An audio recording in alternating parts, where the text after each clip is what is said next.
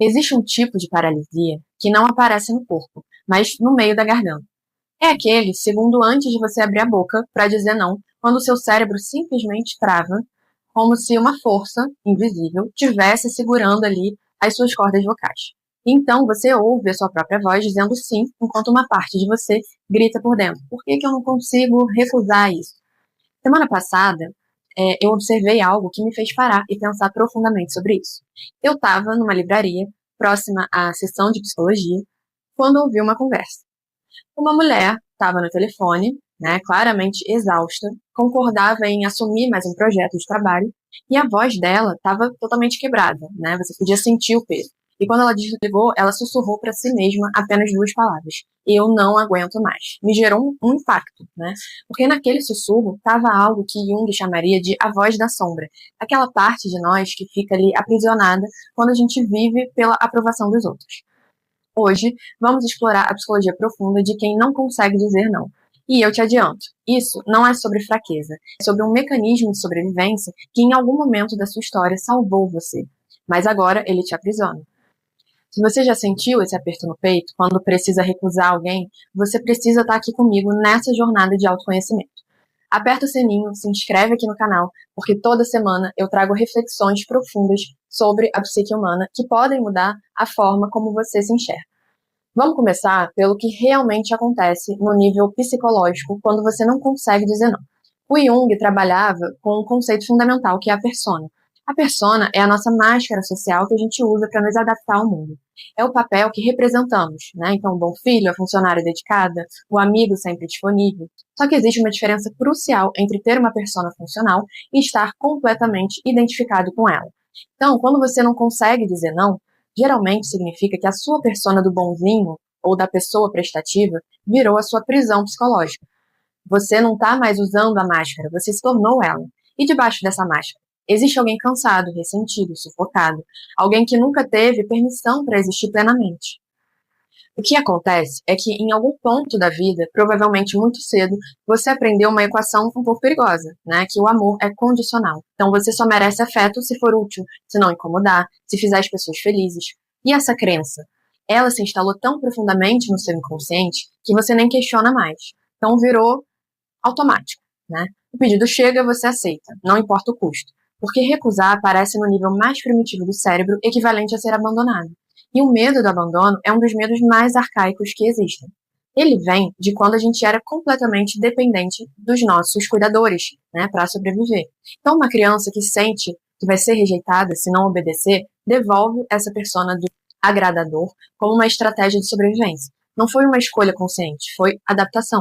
Agora, o Jung falava de algo que ele chamava de complexos, que são como pacotes de memórias, emoções e crenças que foram formados a partir de experiências emocionalmente carregadas. E a incapacidade de dizer não frequentemente está ligada a complexos parentais. Talvez você tenha crescido num ambiente onde as suas necessidades eram secundárias, né? Então, onde você aprendeu que expressar seus limites era egoísmo, ingratidão ou pior, um motivo para ser punido emocionalmente. Então, você acabou internalizando vozes. Vozes que dizem não seja egoísta, você está decepcionando as pessoas. Quem você pensa que é para recusar? Essas vozes não são suas, são ecos de um tempo em que você precisava delas para se manter seguro. Mas hoje elas te sabotam. O que Jung diria é que quando você não integra essas partes, né, quando não traz à consciência esses padrões, você continua reagindo como se ainda fosse aquela criança vulnerável que dependia da aprovação para não ser abandonada. Só que você não é mais aquela criança, você é um adulto, mas o seu sistema nervoso ainda está rodando o software antigo. E o resultado? Você diz sim quando quer dizer não, você se sobrecarrega, você sente raiva, né, mas não de quem te pede coisas, de você mesmo por não conseguir recusar. E essa raiva, ela não desaparece, ela vai para a sombra. Falando em sombra, esse é um dos conceitos mais revolucionários de Jung. A sombra é tudo aquilo que você reprimiu, negou, rejeitou em si mesmo. E quando você vive pela aprovação constante, né, dos outros, a sua sombra fica gigante, porque lá dentro estão, né, a sua raiva, a sua necessidade de espaço, a sua vontade de mandar alguém para bem longe quando te fazem um pedido absurdo. Mas, como você foi condicionado a ser sempre gentil, sempre disponível, sempre compreensivo, essas emoções ficam bloqueadas. Só que emoções bloqueadas não desaparecem, elas vazam, de formas indiretas. Talvez você fique passivo-agressivo, né? Talvez desenvolva sintomas psicossomáticos, dores de cabeça, tensão muscular crônica, problemas digestivos. Talvez você exploda de forma desproporcional em situações pequenas, porque é a única válvula de escape que sua raiva encontrou. Ou talvez você apenas imploda, desenvolva ansiedade, exaustão emocional, aquela sensação de estar sempre devendo algo a alguém. E o pior, você provavelmente nem reconhece a sua raiva como legítima, porque fomos ensinados que raiva é feia, destrutiva, algo que pessoas boas não sentem. Mas o Jung sabia que a raiva é uma energia vital, é a força que te protege, né? Que estabelece fronteiras, que diz isso aqui não está certo. Quando você bloqueia a sua agressividade saudável, você perde a sua capacidade de se defender. E aí você vira presa fácil para as pessoas que vão te usar, te explorar, te esvaziar. Porque elas percebem, consciente ou inconscientemente, que você não vai reagir. Deixa eu te falar uma coisa que pode doer, mas precisa ser dita. Se você atrai relacionamentos onde você é sempre quem dá, sempre quem se sacrifica, sempre quem entende, enquanto ninguém entende você, isso não é azar, é um padrão. É o seu inconsciente repetindo, né, a mesma dinâmica que você aprendeu lá atrás. Você está buscando, sem saber, situações onde pode confirmar aquela crença antiga. Eu só tenho valor se eu for útil.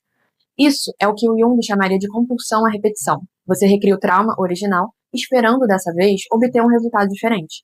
Esperando que dessa vez alguém te veja, te valorize, te escolha, não pelo que você faz, mas pelo que você é. Só que, enquanto você continuar nesse padrão, esse momento nunca vai chegar. Porque a cura não vem de fora, ela vem de dentro. Então, como se liberta dessa prisão? Primeiro, reconhecendo que existe prisão. Parece óbvio, mas não é. Muitas pessoas vivem a vida inteira, né, acreditando que são naturalmente altruístas, ou só se sentem bem ajudando os outros. E pode ser verdade, em parte. Mas quando você não consegue dizer não, mesmo quando está exausto, doente, sufocado, isso não é altruísmo, é autodestruição disfarçada de bondade. Jung dizia que o caminho para a individuação, para se tornar, né, quem você realmente é, passa por confrontar as suas sombras. E uma das sombras mais difíceis de encarar é essa, que é a persona do bonzinho, né, que pode estar escondendo aí uma profunda raiva, um profundo ressentimento e uma profunda tristeza de nunca ter sido amado incondicionalmente. Segundo passo, você precisa resgatar a sua agressividade saudável. E quando eu falo agressividade, eu não estou falando de violência, né? Eu estou falando de assertividade, de força vital, da capacidade de dizer isso não funciona para mim. Sem culpa, sem se explicar até a exaustão, sem precisar que a outra pessoa te dê permissão para ter limite. Porque limites não são negociáveis. Eles são a fronteira entre você e o mundo. E se você não tem limite, você não tem você. Vira apenas uma extensão das necessidades dos outros. E isso significa fazer algo radicalmente difícil, decepcionar pessoas. Sim, você ouviu certo. Você vai precisar decepcionar pessoas. Porque enquanto a sua maior prioridade for não decepcionar ninguém, você vai decepcionar a si mesmo, todos os dias. E essa é a tragédia, né, de quem não sabe dizer não. Você passa a vida inteira sendo fiel a todo mundo, menos a você. Honrando os desejos de todo mundo, menos os seus. Respeitando as necessidades de todo mundo, menos as suas. E um dia você acorda e não sabe mais quem você é, sem a aprovação dos outros. Você se perdeu, né? Terceiro, entender que dizer não não é uma rejeição, é comunicação honesta. Quando você diz sim por obrigação, por medo, por culpa, você está mentindo. Está oferecendo algo que não pode dar genuinamente. E aí, isso acaba gerando ressentimento, né? No fundo, a pessoa que te pediu algo sente esse ressentimento, mesmo que você sorria. Porque a energia não mente. E você acaba ficando preso num ciclo onde finge disponibilidade enquanto queima por dentro. Isso não é conexão real, é performance. E performances cansam. O Jung tinha uma frase poderosa: conhecer a própria escuridão é o melhor método para lidar com a escuridão dos outros. Sabe o que isso significa aqui? Que enquanto você não reconhecer a sua própria necessidade de ser visto, validado, cuidado, você vai continuar tentando ganhar isso através do sacrifício. Você vai continuar acreditando que se doar até não poder mais é o caminho para ser amado, mas não é. O caminho para ser amado é ser autêntico. E autenticidade inclui dizer não quando é não. Agora vamos falar da parte mais difícil. Quando você começa a dizer não, as pessoas vão reagir. Especialmente aquelas que se acostumaram com você tendo sempre disponível. elas vão ficar confusas, frustradas, né? Talvez até acusem você de ter mudado, de estar sendo egoísta. E aí vem o teste. Porque esse é um momento onde você pode voltar atrás, se desculpar, reassumir a persona antiga só para aliviar o desconforto.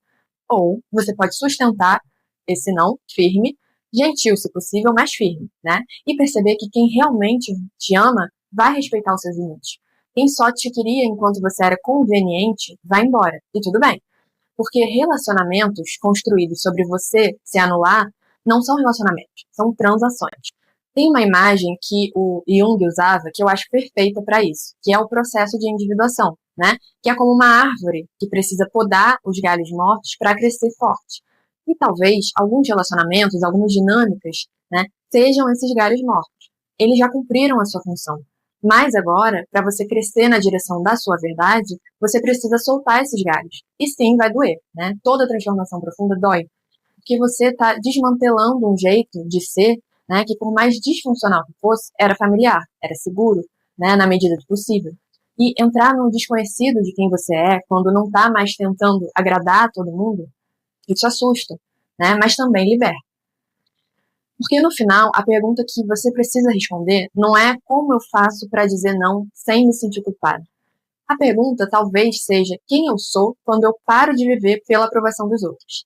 E essa é a pergunta que te leva para a individuação, para a totalidade. Porque você não pode se tornar inteiro, né, enquanto partes de você estão aprisionadas na sombra. Enquanto a sua raiva está reprimida, a sua tristeza está negada, as suas necessidades estão silenciadas. Você precisa trazer tudo isso para a luz, né? Olhar para essas partes e dizer, você também faz parte de mim. E você também merece existir. Dizer não é, no fundo, dizer sim para você mesmo. É escolher a sua energia, o seu tempo, a sua paz. É reconhecer que você não é inesgotável. Que você não precisa se queimar para iluminar a vida dos outros. Que você pode ser generoso sem se destruir. E que você pode amar sem se perder, né? Que as pessoas que merecem estar na sua vida vão entender isso, vão valorizar isso, porque elas não te querem esgotado e ressentido, elas te querem presente, autêntico, vivo. Então, se você está lendo isso e reconhece essa dor, esse padrão de sempre dizer sim enquanto morre por dentro, saiba, você não está sozinho. E você não precisa continuar assim. Esse é o começo. A consciência é sempre o primeiro passo, né? E a partir daqui, você pode começar a reescrever a história que te contaram sobre quem você precisa ser para merecer amor. Porque você já merece, só por existir, sem ter que provar nada para ninguém, sem ter que se sacrificar. Você, como você é. E olha, eu sei que esse tema mexe fundo, né? Se você chegou até aqui, é porque algo ressoou em você. E eu quero te convidar para continuar essa jornada comigo. Toda semana eu trago aqui conteúdos sobre a psique humana, sobre os caminhos, né, da individuação, sobre como se tornar quem você realmente é. Então, se inscreve aí, ativa as notificações e vem caminhar comigo nessa estrada de autoconhecimento. E me conta aqui nos comentários, qual foi a última vez que você disse sim quando queria dizer não? Vamos criar um espaço de acolhimento aqui, que a gente por junto.